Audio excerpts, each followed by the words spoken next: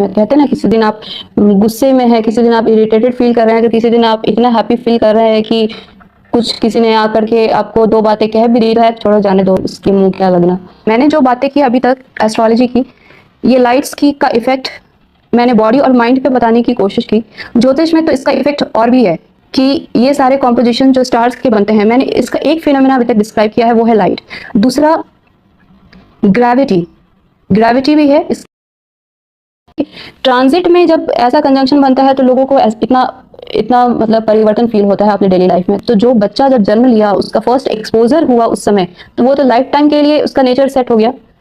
दो तरीके से काम करता है। एक, जन्म के टाइम पे जब पहला एक्सपोजर हुआ तो वहां से नेचर सेट हो गया, हॉर्मोन्स वहां से सेट हो गए लाइट के हिसाब से, और वो नेचर लेकर के जिंदगी भर जैसे जैसे ट्रांजिट बनेगा वैसे वैसे उसके मूड स्विंग्स होंगे, उस पर इफेक्ट आएगा। हाँ, पहले से अगर जन्म के टाइम से ही डोपामाइन हाई है, सारे हार्मोन्स, गुड हार्मोन्स अच्छे कंडीशन में है, और अगर ट्रांजिट में ही मून और मार्स का कंजंक्शन बन रहा है, रेड लाइट आ रहा है, तब तो भाई बल्ले बल्ले नाचना गाना पार्टी करना सब कुछ होगा।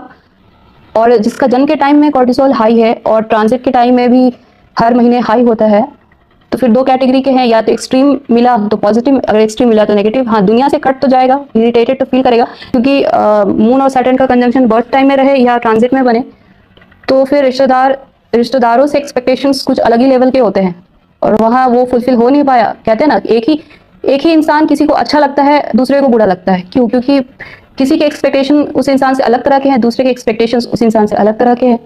तो इंसान अच्छा है बुरा वो तो इंसान पे छोड़ दीजिए, लेकिन जिसे अच्छा लग रहा है और वही इंसान किसी को बुरा लग रहा है, इसका मतलब दोनों के एक्सपेक्टेशंस उस इंसान से अलग अलग हैं। किसी के एक्सपेक्टेशंस ऐसे हैं जिसपे वो खरा उतर रहा है, किसी के एक्सपेक्टेशंस ऐसे हैं कि वो खरा नहीं उतर रहा, तो उससे वो बुरा लगता है। तो ऐसे कौन से लोग हैं?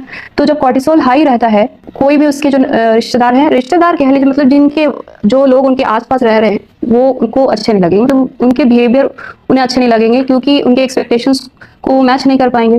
तो या तो वो ज्यादा ही डिप्रेशन में रहेगा, हाई हाई करेगा।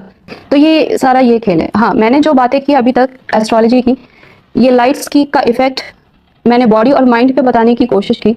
ज्योतिष में तो इसका इफेक्ट और भी है कि ये सारे कॉम्पोजिशन जो स्टार्स के बनते हैं, मैंने इसका एक फिनोमेना अभी तक डिस्क्राइब किया है, वो है लाइट। दूसरा ग्रेविटी, ग्रेविटी भी है, क्योंकि जब ग्रेविटी कुछ ऐसी बनती है जिसमें प्रेशर ज़्यादा क्रिएट होता है, उस समय भी इंसान को स्ट्रेस फील होता है, या स्ट्रेस किसी किसी दिन वो स्ट्रेसलेस रहता है, तो उसमें भी उसके मूड स्विंग्स होते हैं, उसका नेचर होता है, फिर वो उस तरीके से बिहेव करता है। तो ग्रेविटी का सबसे बड़ा एग्जाम्पल है जब सूर्य, चंद्रमा और अर्थ एक लाइन में रहे, जिस दिन पूर्णिमा रहे या जिस दिन अमावस्या रहे। ये दोनों कंडीशन ऐसी होती है, हमारे चारों तरफ सिर्फ अर्थ ही नहीं है जो हमारी ग्रेविटी को बैलेंस कर रही है। चंद्रमा